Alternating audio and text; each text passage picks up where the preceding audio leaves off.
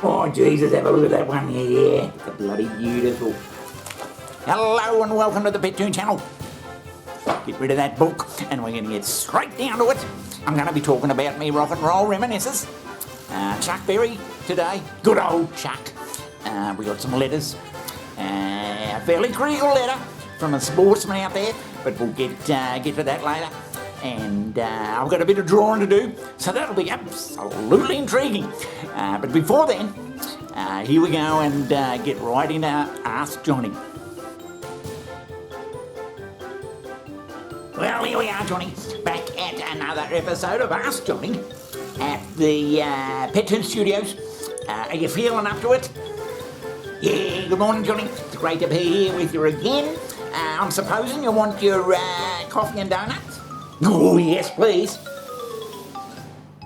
Go on, Fanny. Get him his coffee and donuts. Go on. Now, following on from our broadcast the other day about your experiences in going to legendary rock and roll concerts, today we're going to speak about your experience in going down to see the legendary Chuck Berry. Oh, good Lord, what do you say about Chuck? He's the father of rock and roll as far as I'm concerned, and back in 1978, when he toured out here, came out to Australia, came to Melbourne, me and my mate got hold of that news, that information, and we were playing guitar, we were jamming around and messing about, and we said we've got to go and see Chuck, if it's the last bloody thing we do. And it could have been the last thing Chuck did then, because we thought he was ancient. He was only about in his late 50s probably, but we thought he was an old bugger, and we set off down to Melbourne. We got a bloody flat tyre on the way down. Those things happened back then. You got flat tyres. You don't hear of many flat tyres these days. The tyres are bloody good. Now, back in 1978, getting to Melbourne, it seemed really busy to us country boys. but looking back on it, it was like a bloody ghost town. Anyway, we get down there and we got to find some parking. Now, you didn't get charged for parking back in those days. There was a few metres about in Melbourne.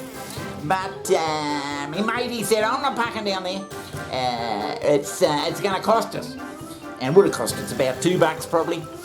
He said, I'm going to park way up there and not be paying anything. So I said, it's a fair way. So he went miles out of his way from the hall we were going to, and took us an hour and a half to bloody walk.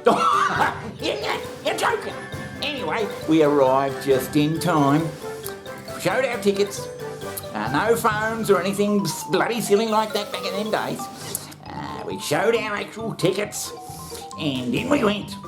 It was just a great big hall, no chairs. Everyone was just milling around, and you can stand where you want. It's the roof.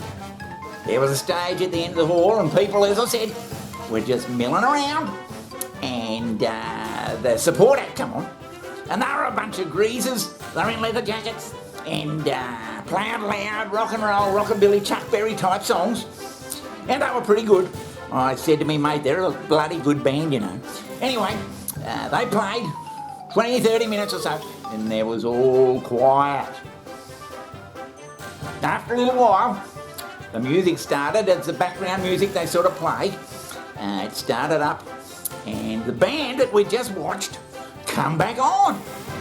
They were going to be Chuck's backup band, and he could have done a lot worse, I suppose. Anyway, Chuck comes out in all his bloody glory. And he's got his hair done beautifully, all that sort of stuff. He's got a silver stripe down the side of his pants. And he gets up there, no words were spoken, and he just launched into Johnny Be Good.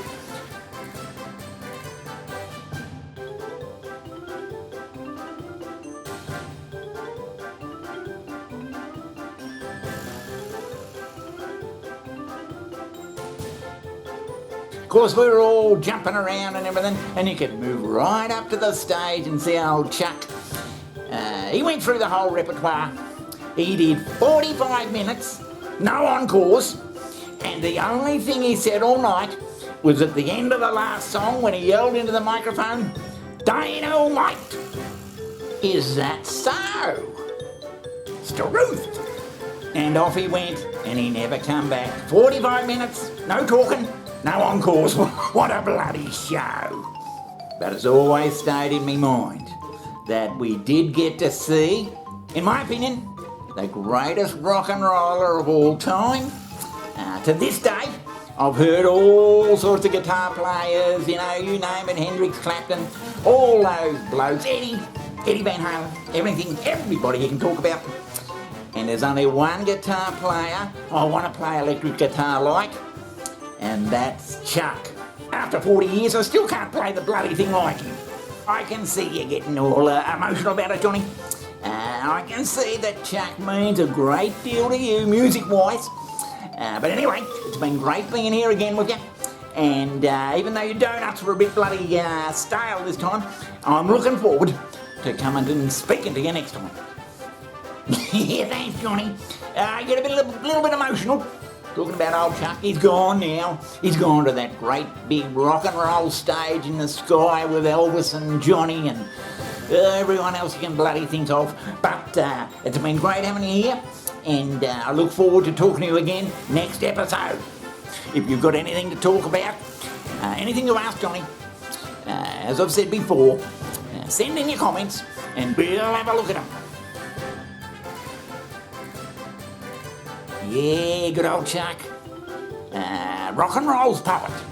But it's time to read out some letters from our viewers and listeners from around the world who constantly send us in messages, sometimes of support and sometimes the opposite. This one's a little bit the opposite. Reaching to my right, it's from Horst. Horst in Hamburg. Oh, I love Hamburg. That's where the Beatles used to play back in 1960 and all that sort of stuff, yeah. Great old city. And the Pet Tune channel is bloody popular in Hamburg. Horst goes on to say, Phillips, which is never a good start. Phillips, you don't know the first thing about mountain climbing. Your idiotic claims yesterday were off the mark entirely. There is a huge amount of time and effort invested in climbing Mount Everest. It is one of the greatest achievements mankind can achieve. What's wrong with trying to achieve a goal like that? Signed Horst from Hamburg. Well, Horst, oh, hang on, he's got a PS. My wife stays up all night watching the Pet Tune channel. Good on you, love. That was Horst from Hamburg. Now, Horst, I know where you're coming from. And on the surface, looking to climb Mount Everest seems a very noble achievement. But what gets up my goat is when you spend a lot of money and you go over there and you hire these bloody Sherpas and they carry all your stuff up there, because without them you wouldn't be able to bloody well do it, would you? They carry all your stuff up there. They don't get much money for the season, as I said, about $1,000. And they are putting their life at risk just to get you up the mountain so you can sit up there and take photos and wave to your mates back home. As I said yesterday, when I was a little boy, it was quite an achievement to climb Mount Everest because you had to do the whole bloody stuff yourself. Now you've got everybody putting, they're leaving oxygen for you along the way and all that sort of stuff. And carrying all your gear. See how you go, just trying to get up there with you and another bloke and see what happens, Horst. You listen to me, Horst. If you want to write some letters to me, you better make them bloody so I agree with them. Otherwise, there's no point in sending them. Well, you listen to me, Horst. Climbing Mount Everest with about 30 people backing you up is no bloody achievement at all. It might be a bit of fun, but if you want to get your name in the record books, try and do something a bit more special. And next time you write a letter to me, sign the bloody thing properly. You listen to me, Horst. And next time you send a bloody letter to me from Germany, make sure you pay the right postage. Have you read those words on his coat, Your Highness? That doesn't have to mean you can't get a taste of it, a taste. No. A team of scientists from the UK and Ukraine have created a vodka distilled from rye grown in the exclusion zone near the site of Chernobyl's nuclear power plant. Well, we've been getting lots of letters from around the world, from our millions of Pet Channel watchers, about the Atomik, supposedly radioactive vodka.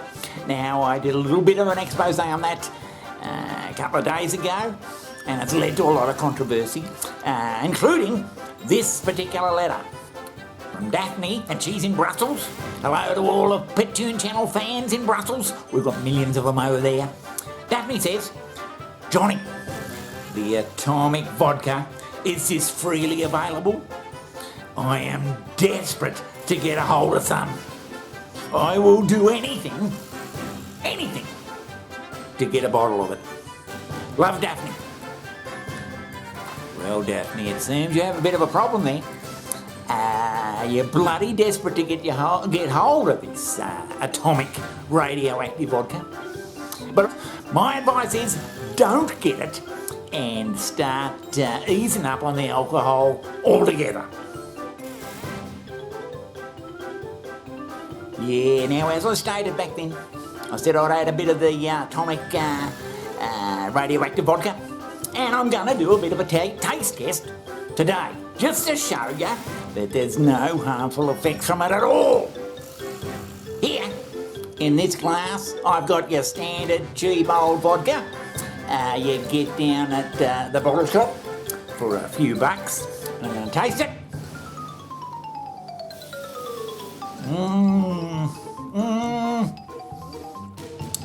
Not bad. Typical sort of bloody vodka. And over here, I've got the Atomik vodka. I'm going to have a bit of a taste. I know it's unusual on air, but that's what I'm going to do. Here we go.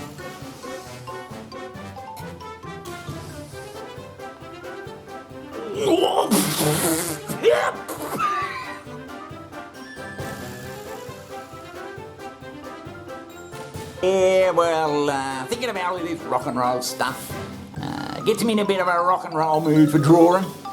And I just had a thought that I'd draw a bit of a rock and roll from the 70s.